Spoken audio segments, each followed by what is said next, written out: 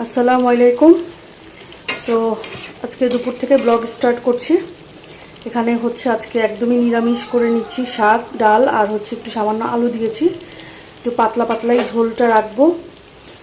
তো একটা কথা আমার শাশুড়ি মা সবসময় বলে যে হচ্ছে একটু গরম বেশি পড়লে হচ্ছে একটু ঝোলের তরকারি বেশি খেতে। তো যদিও কালকে সব আইটেমই আছে। আর এই সাইডে হচ্ছে ভাবলাম যে একটু আলু ভর্তাও করে নেই। তো এখানে আলুটা আমি কাজের আপা ছিলেই দেয়, ছিলে তারপরে হচ্ছে আমি সেদ্ধ করি, না হলে পরে আবার আমার আলু ভর্তা করতে খুব কষ্ট লাগে। এই দুষ্টুটাকে দেখেন, গোসল টোসল করিয়ে দিয়েছি। তো এই দুষ্টুটাকে বললাম, আজকে ঘুম ভেঙেছে আর আমি বললাম যে সাবাত আজকে তো মাদার্স ডে। লাফিয়ে উঠে আমাকে কিস টিস দিয়ে ভরিয়ে ফেলেছে। সে হয়েছে বলেই তো এই হ্যাপি মাদার্স ডে কয়েকবার বলা শেষ হয়ে গেছে সকাল থেকে আজকে। তো এখন আবার বলছে, পাগল একটা বাবু। সে হয়েছে বলেই তো আমি মা হয়েছি।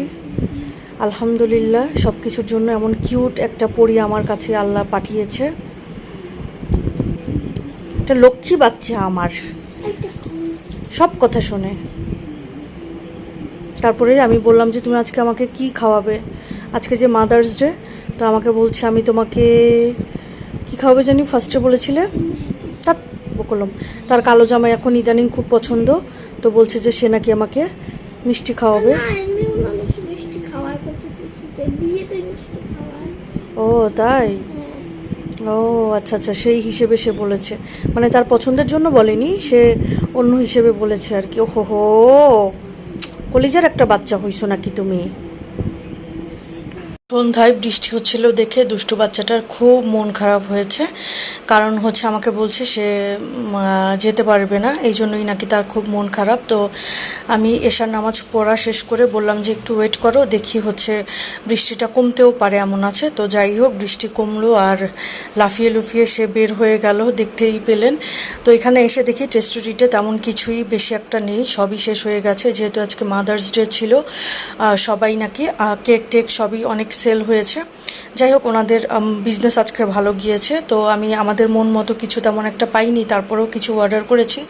আর এখানে এসে সাবাতকে বললাম যে তুমি কি হচ্ছে দই ফুচকা খাবে, কিন্তু সে বললো যে না, সে আজকে দই ফুচকা খাবে না, সে জুস খাবে। তো আমি জুস নিলাম। আর তার জন্য হচ্ছে মাদার্স ডে, আমাকে বলছে তুমি কেক খাও। তো আমি বললাম যে না, তুমি খাও, এতেই আমি খুশি। সে হওয়ার পরে আমার যত পছন্দের খাবার আছে সে পছন্দ করে বিধায় আমার আর কেন জানি খেতেই ইচ্ছে করে না। তো যাই হোক, সে পছন্দ করে কেকটা, সে খুব পছন্দ করে মাশাল্লাহ। তো তাকে খাইয়ে দিলাম কেকটা, আর একটা চমচম খাবে বলল।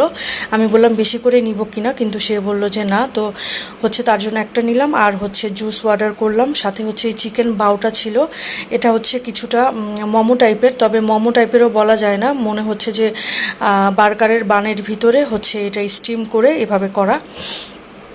আর এরপরে সাবাতকে খাওয়া দাওয়ার পরে বললাম চলো সাবাত একটু ফিশগুলো দেখে যাই। যদিও সে ফিশগুলোর কাছে তেমন একটা আসতে চায় না, কারণ হচ্ছে তার বড় বড় ফিশ দেখলে তার নাকি কেমন মনে হয় যে ফিশগুলো তাকে ধরবে বা এরকম কিছু।